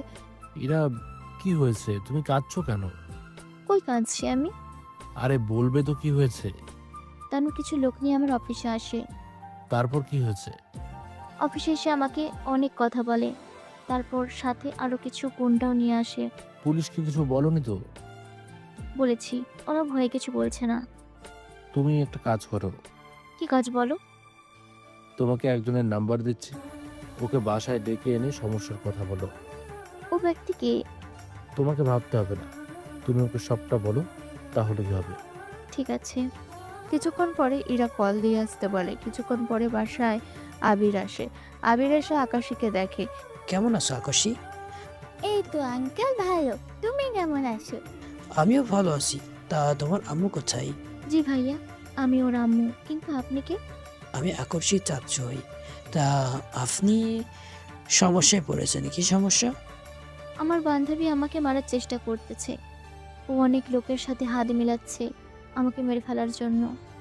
আপনি কোনো চিন্তা করবেন না, আপনার উপর হামলা করবে এরকম কোনো ব্যক্তি তৈরি হয়নি। ভায়া না আসা অব্দি আমি আপনার সিকিউরিটি গার্ড হিসেবে থাকবো। দেখো, ওদের সাথে পারবে না। ওই তানু অনেক মাফিয়ার সাথে হাত মিলিয়েছে। জনকে কি চিনেন অথবা নাম জানেন কি? নাম তো জানি, কিন্তু মনে পড়ছে না। আচ্ছা, চিন্তা করবেন না, আমি আছি আপনাদের সিকিউরিটির জন্য। তাহলে ওই রুমটাই থাকবেন? ঠিক আছে, আপাতত ভাইয়া আসা পর্যন্ত এখানে থাকবেন, অফিস যেতে হবে না। ঠিক আছে। এদিকে তানু কিছু মাফিয়ার লোকের সাথে বসে আছে। তা মিস তানু, আপনি চাচ্ছেন আমরা এদের পুরো পরিবারকে শেষ করে দেই? হ্যাঁ, আমি এটাই চাই। ঠিক আছে, তাহলে কালকে আমরা অ্যাটাক করব। আমিও তোমাদের সাথে থাকবো। আপনাকে তো চিনলাম না। ও, আমার হাজবেন্ড। ঠিক আছে, আমি তাহলে সব কিছু তৈরি করে নিচ্ছি। ঠিক আছে। অন্যদিকে আবির আকাশকে সবটা বলতে থাকে। সবটা শোনার পরে ওরা কিন্তু যে কোনো মুহূর্তে আক্রমণ করে বসবে। আমিও সেটাই ভাবতেছি। তাহলে কিছু লোক এখানে সিকিউরিটির জন্য নিয়ে আয়। আমি তো দেখি কার এত বড় সাহস আমাকে এখানে দেখার পরও হামলা করার সাহস পাই। রিস্ক নেওয়া কি বেশি প্রয়োজন? আপনি যখন বলতেছেন তখন আমি কিছু লোক এনে রাখবো। ঠিক আছে, আমার আরো একদিনের কাজ আছে। ভাইয়া, এদের আপনার বাসায় এনে কেন রাখছেন না? তাহলে যে ইরা সবকিছু জেনে যাবে। ভাবি তো আপনাকে অনেক ভালোবাসে, সত্যিটা জানলেও মনে হয় না আপনাকে ছেড়ে দিবে। এত তাদের সত্যিটা জানাতে চাই না। আচ্ছা, তুমি ওই দিকটা তাহলে দেখো। ঠিক আছে। পরের দিন বিকালের দিকে ম্যাক 40 জন লোক নিয়ে আসে ওই বাসার সামনে। এই বাড়িতেই ওরা আছে। তোমরা বাড়ির ভিতরে যাও আর সবাইকে মেরে তারপরে আসো। ঠিক আছে বস, যাচ্ছি। ওরা ভিতরে আসে, এসে কাউকে ঠিকমতো দেখতে পাচ্ছে না, সেজন্য বাড়ির ভিতরে খুঁজতে থাকে। একটু খোঁজার পরে সবাইকে দেখতে পায় একটা রুমে। বস, ওদের পেয়েছি। ওদের বাহির করে আমার সামনে নিয়ে আয়। ওকে বস, আনছি। এই তোরা চল আমার সাথে। আমরা যাব না। তোরা যে যাবি না সেটা তো আমি জানি, সেজন্যই তো তোদেরকে মারতে এসেছি এখানে। আমাদের ছেড়ে দেওয়ার জন্য কত কোটি দিতে হবে বলেন? সেটা আমাদের বসের সাথে নিচে এসে কথা বলেন। ঠিক আছে, চলুন তাহলে। ওরা নিচে নামে। নেমে আবির ম্যাককে দেখতে পায়। ম্যাক তো দেখেই অবাক হয়, দৌড়ে এসে আবিরের পা ধরে রাখে। বস, আমি জানতাম না এটা আপনার বাড়ি। বিশ্বাস করুন, যদি আমি জানতাম কখনো আসতাম না এখানে ভয়ে। বস, আপনি এই ব্যাটার পা ধরে ক্ষমা চাইছেন কেন? ওই শালা মাপ চা ওনার কাছে। এখানে কি জন্য এসেছো তা বলো। কেউ একজন আমাকে ডলার দিয়ে বলল আপনাদের। ও আচ্ছা, তাই বলো। তা আর কেউ কি এসেছে? জি এসেছে। ভিতরে নিয়ে আসো ওদের। ভিতরে নিয়ে আয়। লোকজন এসে তারেককে ভিতরে নিয়ে আসে। তারেক তো ভিতরে এসে অনেক খুশি হয়। ওকে মারতে হবে। কথাটা শুনে তারেককে মারতে থাকে। ও তো বুঝতে পারছে না কি হচ্ছে এখানের, সাথে ইরার পরিবারও। আবির, ওরা তো মাফিয়া কিং, কিন্তু তোমাকে কেন ভয় পাচ্ছে? ওরা যাকেই ভয় পায় আমি তাকে চিনি, সেজন্য বুঝতে পারছেন ভাবি? উনি আপনার ভাবি? এতে তোর কোনো সমস্যা কি? আমার কোনো সমস্যা নেই। ওকে এক্ষুনি মেরে তারপর ওইখান থেকে যাবি। কখনো যদি এর বাসার আশেপাশে তোদের দেখি তাহলে কিন্তু তোদের জন্য মোটেও ভালো হবে না। জি আপনি যা বলবেন তাই হবে। আমরা তাহলে যাই এখন। যাও। ওরা যাওয়ার পরে আবির কিছুক্ষণ ওখানে থাকে, কিন্তু ইরা এখনো বুঝতে পারছে না ওনার মতো একজন বড় মাফিয়া কিভাবে আবিরকে দেখে ভয় পেল, এটাই ভেবে পাচ্ছে না। এদিকে আবির চলে আসে ওখান থেকে। পরের দিন আকাশ চলে আসে ইরাদের বাসায়। ইরা, তোমাদের কিছু হয়নি তো? আমরা ঠিক আছি। তা তুমি আমাদের এটা বলো, এত বড় একটা মাফিয়া গ্রুপের কিং উনি, উনি কেন আবিরকে দেখে ভয় পাবে? প্রশ্নটা তুমি আমাকে না করে আবিরকে তো জিজ্ঞেস করতে পারতে, বা ওই লোকটাকে। বললে যে তোমরা সত্যিটা বলবে না, সেটা আমি জানি। ও আচ্ছা, তাই নাকি? আচ্ছা শোনো, বলো। আকাশের স্কুল থেকে কল এসেছে। আচ্ছা, আমি কাল তাহলে ওনাদের স্কুলে এসে কথা বলে নেব। আচ্ছা ঠিক আছে। পরের দিন আকাশ স্কুলে আসে। ওখানে একজন ম্যাম আসে। আকাশও ওনার সাথে দাঁড়িয়ে আছে। কি ব্যাপার, কিছু কি হয়েছে? আপনার মেয়ে অনেক বড় বিয়াদব। ও কি করেছে? তা ওকেই জিজ্ঞাসা করে নিন। বলো মামুনি, কি হয়েছে? আব্বু, ম্যাম আমাকে আজকে অনেক বকা দিয়েছে। তুমি নিশ্চয়ই পড়া পারোনি। ওইগুলো কিছুই না। তাহলে কি হয়েছে বলো আমাকে। আকাশে কিছু বলতে যাবে তার আগে মেয়েটি বলে ওঠে, আমি ওকে একজন ভিখারি মেয়ে বলাতে আমাকে ও অনেকগুলো কথা শুনিয়ে দিল। আমাকে কোন দিক দিয়ে আপনার ভিখারি মনে হচ্ছে?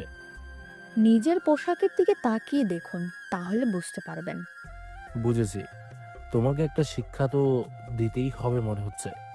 এই বলে মেয়েটিকে একটা থাপ্পড় দেয়, যা মেয়েটির হাজবেন্ড এসে দেখে ফেলে।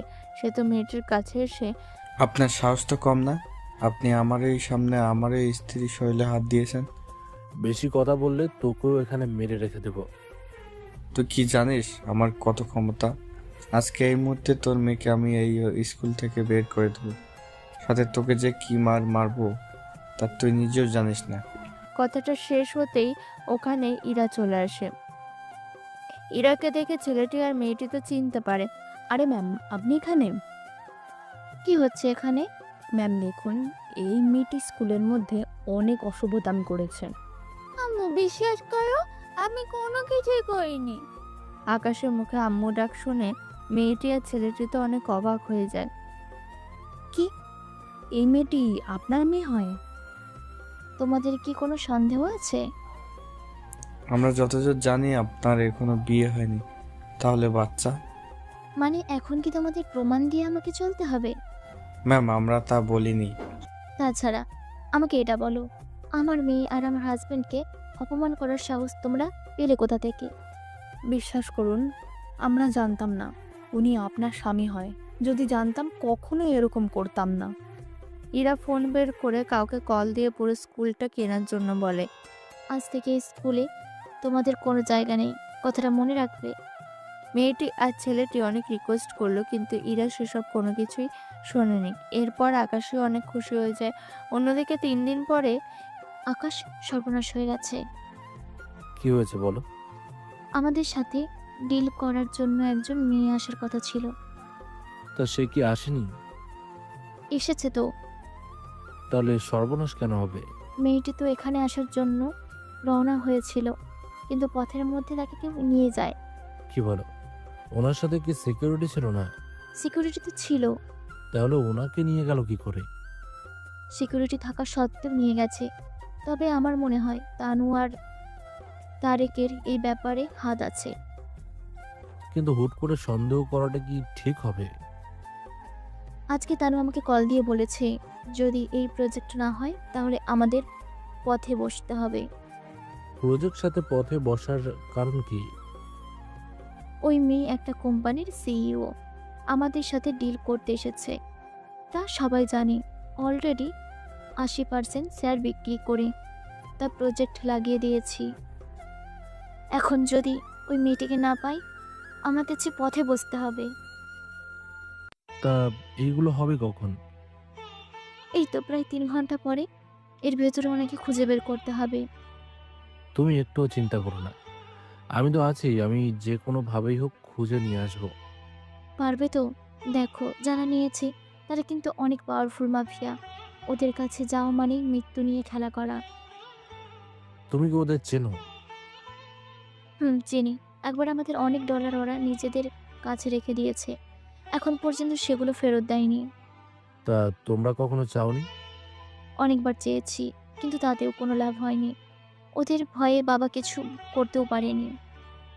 চিন্তা করো না, আজকে ওই মেয়েটির সাথে ডলার সবকিছু আমি একসাথে ফিরিয়ে আনবো, চিন্তা করো না। এই বলে বের হয়, তবে কোথায় গিয়েছে তা আপনারা জানতে পারবেন। কিছুক্ষণ পরে একটা বড় কারখানায় এসে গাড়ি থামে। ওখান থেকে আকাশ বের হয়। তোমরা এখানেই থাকো, আমি যতক্ষণ পর্যন্ত না আসবো বা কোনো কিছু করার জন্য বলবো ততক্ষণ পর্যন্ত চুপ করে থাকবে। ঠিক আছে স্যার, তাই হবে। এরপর চলে আসে কারখানার ভিতরে। ওখানে কিছু লোক আর একটা মেয়েকে দেখতে পায়। দেখো আমার হাতে সময় বেশি নেই, ওনাকে নিয়ে যেতে হবে। তুই কি জানিস আমরা কারা? শুনি, কে তোমরা? আমরা হলাম কমান্ডো জগতের বাদশা। তোমাদের তো দেশের হয়ে লড়াই করা দরকার, তা না করে তোমরা এইগুলো কি করছো? আমরা কি করতেছি বা না করতেছি তা আশা করি তোকে বোঝাতে হবে না। তুই কোনো এসেছিস তা আমাদের বল। আমি তো এসেছি ওনাকে নিয়ে যেতে। কথাটা শুনে ওরা হাসতে থাকে, কেননা ওরা ভালো করেই জানে ওদের সাথে আকাশ কোনোভাবেই পেরে উঠবে না। কিন্তু আকাশ যে কি জিনিস তা আপনারা জানতে পারবেন সামনের দিকে। দেখ, তোরা যখন নিজ থেকে ঝামেলা করবি বলে ঠিক করেছিস, তখন আমার কোনো কিছুই বলার নেই। সেজন্য সময় নষ্ট করতে চাই না আমি। হাতে অনেক কাজ পড়ে আছে। বুঝেছি, তোকে আগে শেষ করতে হবে। শুধু কি কথাই বলবি নাকি মারামারিও করবি? এরা তো মারামারি করতে থাকে, অন্যদিকে এরা তো মিটিং রুমে বসে আছে, সাথে কিছু সাংবাদিক আর বিভিন্ন কোম্পানির লোকজন। এইদিকে সবাই মেয়েটির জন্য অপেক্ষা করতে থাকে, কিন্তু এরা তো জানে মেয়েটি এখানে আসতে পারবে না। সেই জন্য দেখুন, যার আসার কথা সে যদি না আসতে পারে তাহলে প্রজেক্ট তো ক্যান্সেল করা উচিত। আমারও তো তাই মনে হয়। এবার এক একজন এক এক রকম কথাবার্তা বলতে থাকে, তা ইরা শোনা ছাড়া আর কোনো উপায় নেই। এইদিকে আকাশ তো ওদের সবাইকে মারতে থাকে। মারা হলে মেয়েটিকে নিয়ে চলে আসতে থাকে অফিসের দিকে। রাস্তায় মেয়েটির সাথে পরিচিত হয়ে নেয়।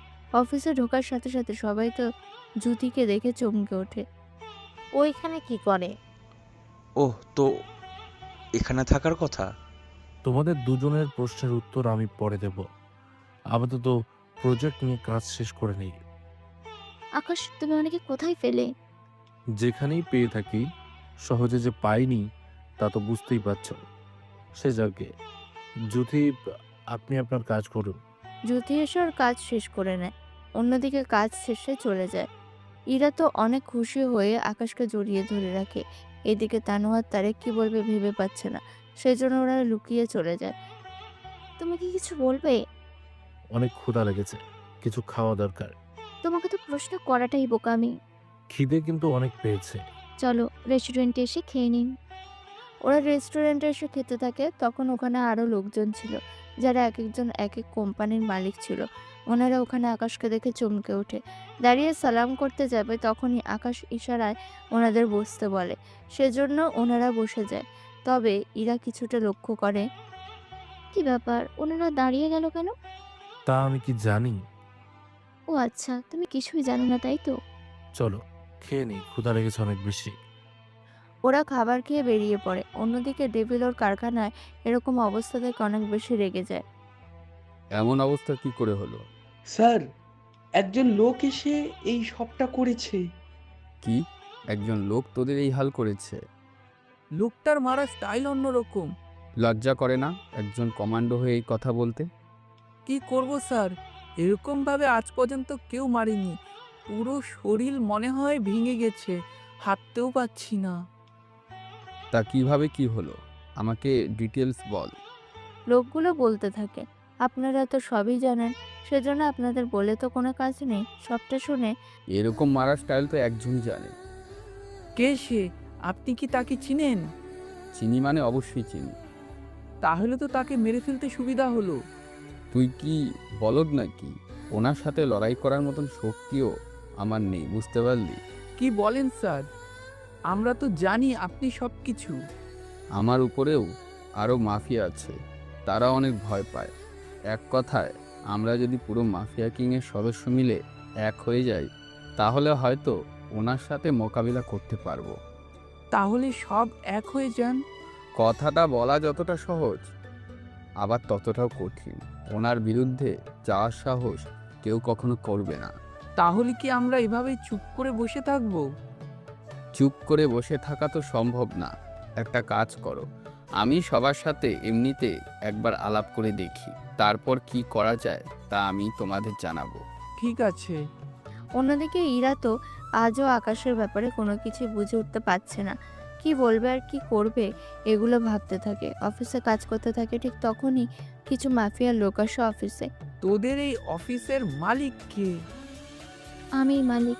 কি হয়েছে বল? এই, তুই তাহলে মালিক? তা আমাদের সাথে চল। তোর সাথে যাব মানে? তোকে নিয়ে যেতে আসছি বসের কাছে। আমি কেন তোদের বসের কাছে যাব? আর কে তোরা? আমরা কে তা তোকে বুঝাতে পারবো না, তুই তাড়াতাড়ি করে চল আমাদের সাথে। তোরা কি জানিস তোরা কার সাথে কথা বলছিস?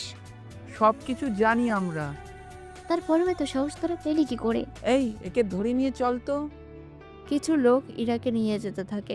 অফিসে থাকা সিকিউরিটিগুলোও বাঁচানোর জন্য চেষ্টা করে চলেছে, কিন্তু তাও ওরা পেরে ওঠেনি। কিছুক্ষণের ভিতরে ওরা ইরাকে নিয়ে চলে যায় ওখান থেকে। সন্ধ্যার দিকে আকাশ খবর পেয়ে যেতে থাকে ওই আস্তানার দিকে। এইদিকে তুই কি ভেবেছিস আমার হাত থেকে বাঁচতে পারবি? কি চাও তোমরা? আমাকে কেন ধরে নিয়ে এসেছো? তোকে কেন এনেছি তা এখন তোর না জানলেও চলবে। তবে তোর সাথে কি কি করব তা তুই নিজেও জানিস না। আমি তো আপনার কোনো ক্ষতি করিনি, তাহলে আমার সাথে কেন এরকমটা করবেন? কেন করব তা তোকে জানতে হবে না। এইদিকে আকাশ তো আস্তানায় চলে আসে, যা ডেভিল খবর পায়। তোর হাজবেন্ড এসেছে তোকে বাঁচানোর জন্য। কি? আকাশ এখানে কি করে? তোর হাজবেন্ডকে আগে মারবো, তারপর তোকে মারবো। প্লিজ ওর কোনো ক্ষতি করো না। আমি কি করব না করব তা আমি তোর থেকে জানতে চাই না। ওই ছেলেকে মেরে আমার সামনে নিয়ে আয়। যদি মাথা কেটে আনতে পারিস তাহলে তোদের জন্য পুরস্কার আছে। ওকে বস, যাচ্ছি তাহলে আমরা। প্লিজ ওকে ছেড়ে দাও। কিছুক্ষণের মধ্যে আকাশকে মারতে ডেভিল সহ বাকিরা তো আছে।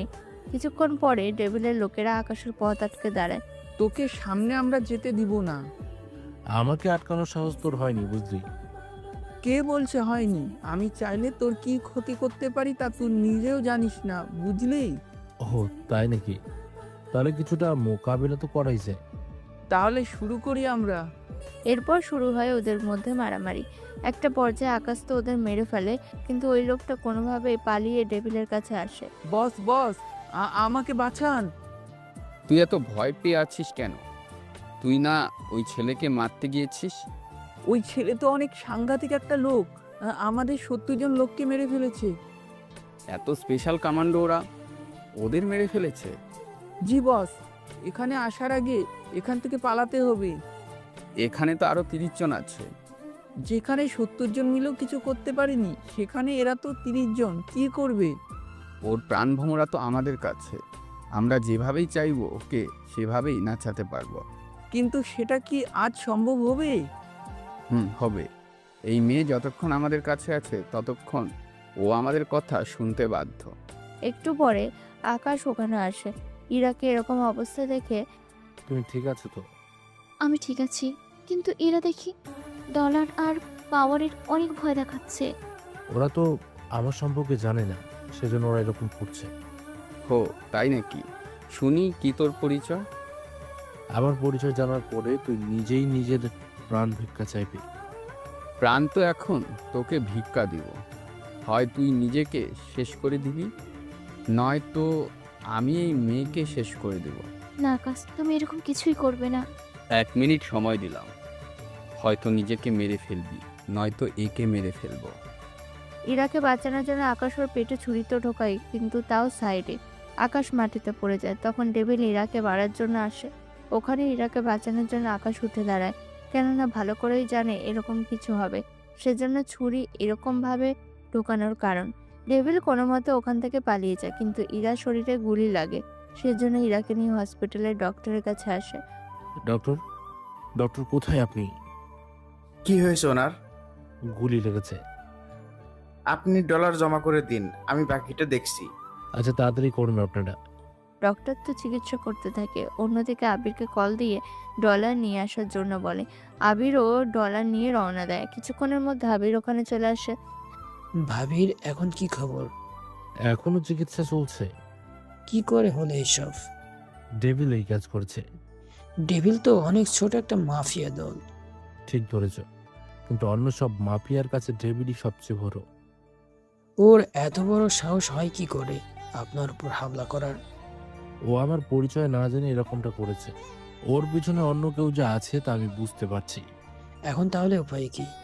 উপায় হচ্ছে ওদের পেছনে কে আছে তা খুঁজে বের করতে হবে। কিন্তু সেটা কি হবে? এটা যতক্ষণ পর্যন্ত খুঁজে বের করতে না পারবো ততক্ষণ পর্যন্ত কোনো কিছু করা যাবে না। একটা কাজ করলে কেমন হয়? কি কাজ? আমি ডেভিলের সাথে কথা বলে দেখি, তাহলে ও ভয়ে কিছুটা স্বামিকা করবে, কেননা ও তো আমাকে চিনেই। এটা তুমি ভালো বলেছ, তাহলে আর দেরি করো না। ঠিক আছে, যাচ্ছি আমি।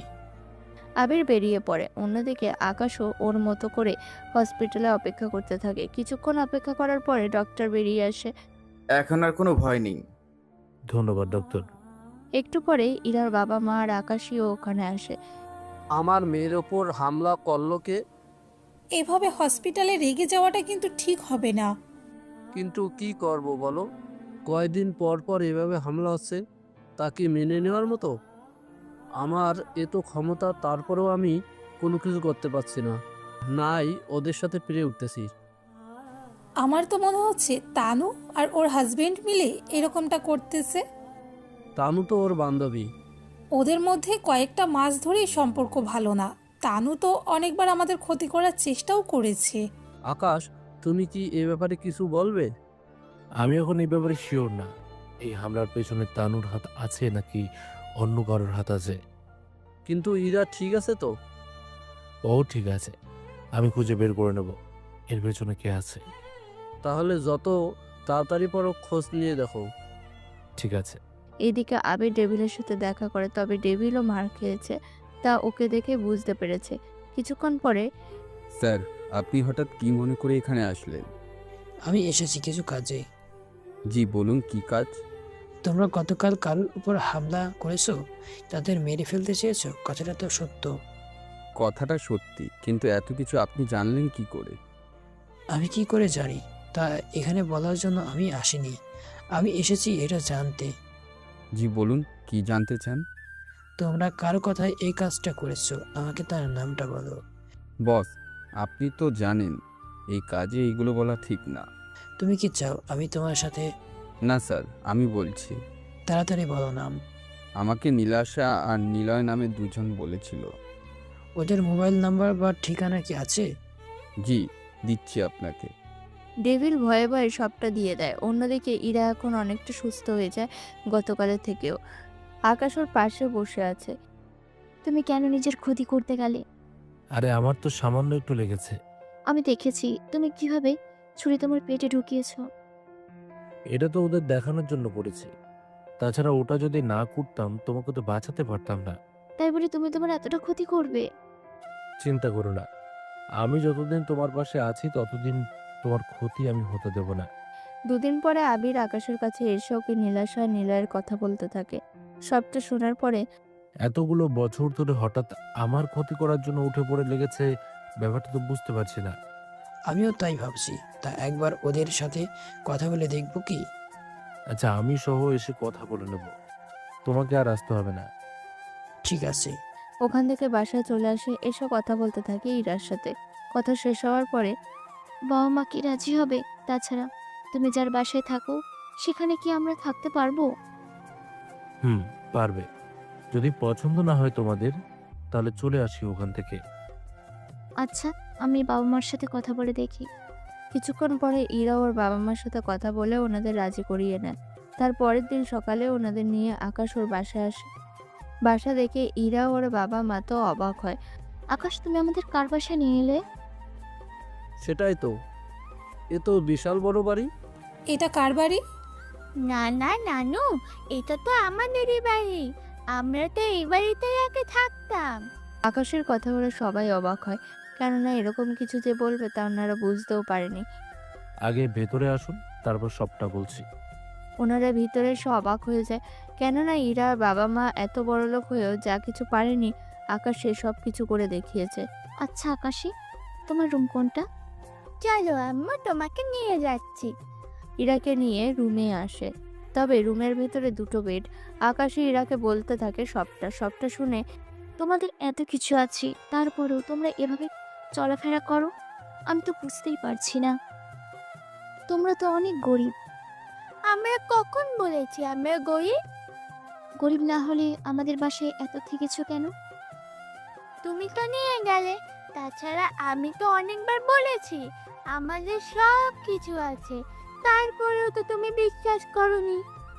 সেটা তো বড় ভুল হয়েছে আমার। এদিকে আকাশ ইরার বাবা মাকে একটা রুম দেখিয়ে দিয়ে ওর রুমে এসে দেখে ইরা তো রেগে বসে আছে। এরকম অবস্থা থেকে আকাশ ঠিকই বুঝতে পেরেছে। এত রেগে আছো কেন বলো তো? রেগে থাকবো না, কি করবো? এত কিছু লুকিয়েছো। তুমি তো বলার সুযোগও দাওনি, সেজন্য বলিনি।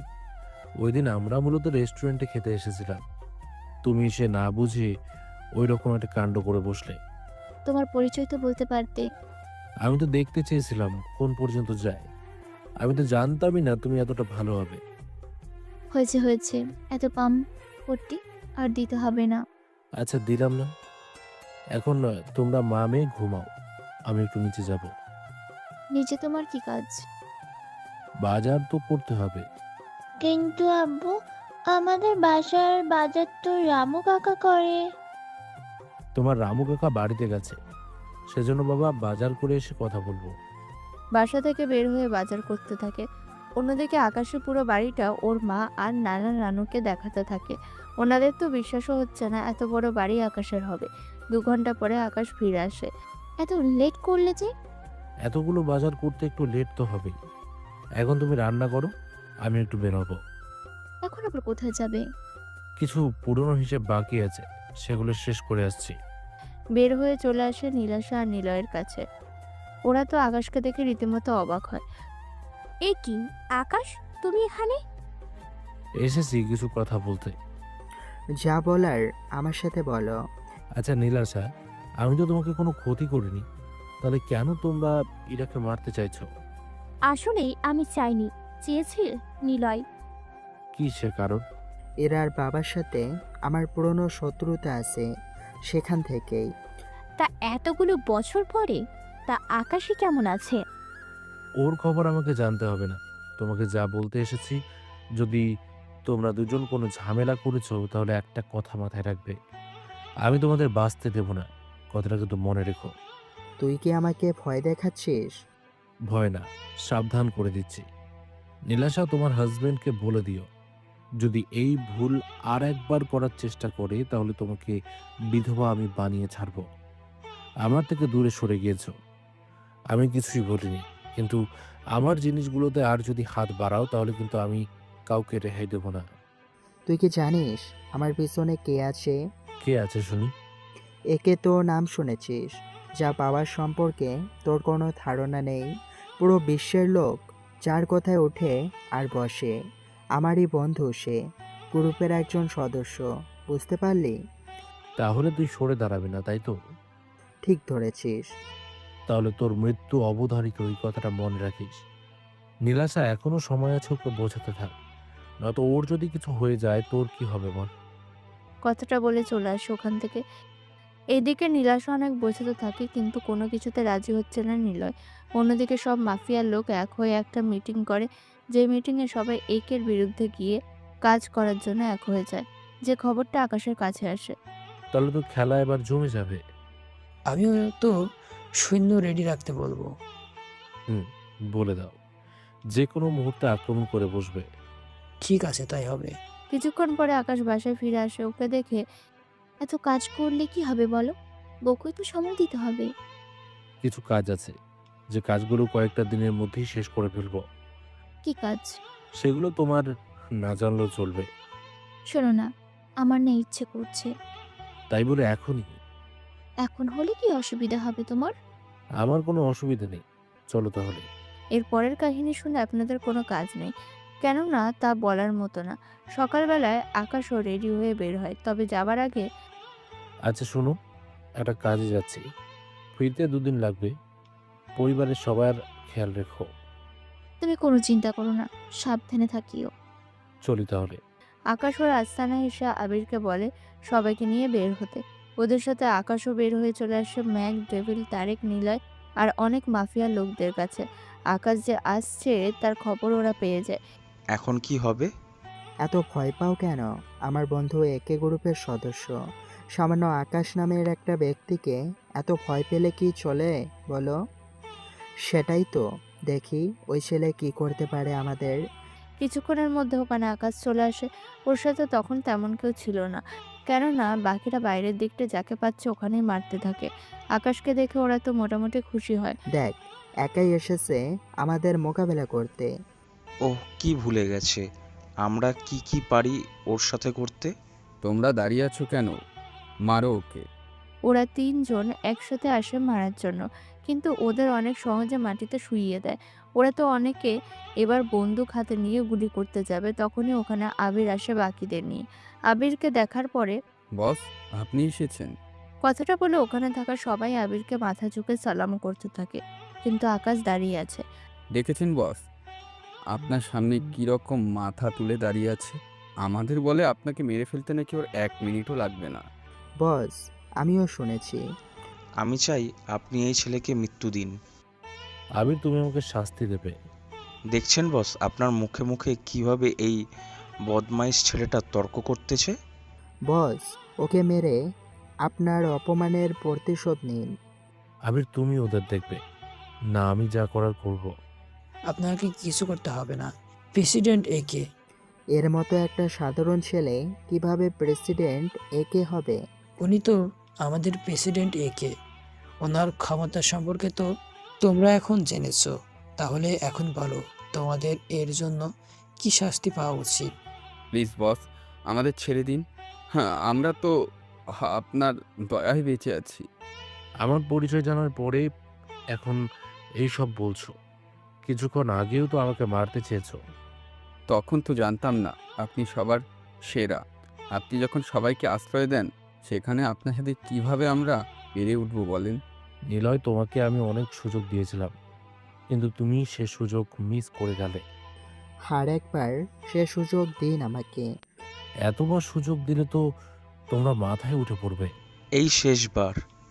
বিশ্বাস করুন, এই শেষবার। বস, ওদের কি করব? ওদের একটা করে হাত আর একটা করে পা কেটে দাও, এটাই হবে ওদের শাস্তি। প্লিজ বস, এরকমটা করবেন না। যদি আমাদের প্রাণ ভিক্ষা দেন, তাহলে একটা সত্যি কথা বলবো আপনাকে। কি সত্যি? 2 মিনিট সময় দিন। নিলয়, ইরা আর ওর বাবা মার সাথে আকাশীকে সামনে নিয়ে আসে। আসলে আকাশ বাসা থেকে বের হওয়ার পরেই ওরা এদের অপহরণ করে নিয়ে আসে। তোরা যখন ওদের কোনো ক্ষতি করিসনি, তখন তোদের জীবন ভিক্ষা দিলাম। তবে তোমাদের মাঝে আমি সবসময় সাধারণ হয়ে থাকার চেষ্টা করেছি। ধন্যবাদ আপনাকে। হ্যাঁ, আমরা আর কখনো এই দেশে ফিরে আসবো না। এই বলে ওরা চলে যায়। অন্যদিকে তাহলে তুমি সেই পাওয়ারফুল ব্যক্তি যাকে পুরো বিশ্ব ভয় পায়? তবে তোমাদের মাঝে আমি সবসময় সাধারণ হয়ে থাকার চেষ্টা করেছি। তবে আর যাই হোক, আমার জামাইয়ের যে এত পাওয়ার আগে জানা ছিল না। যদি জানা থাকতো তাহলে কি করতে? বিয়ে করতাম না। তবে রে, দেখাচ্ছে মজা। ইরাকে তাড়া করে। আর এখানেই শেষ হলো একজন পাওয়ারফুল মানুষের কাহিনী। প্রিয় শ্রোতা বন্ধুরা, আমাদের আজকের গল্পটি এখানেই শেষ হচ্ছে। আশা করছি আপনাদের গল্পটি অনেক ভালো লেগেছে। তো আজকের মতো গল্প এই পর্যন্তই। দেখা হচ্ছে পরবর্তী গল্পে। ততক্ষণ ভালো থাকবেন, সুস্থ থাকবেন।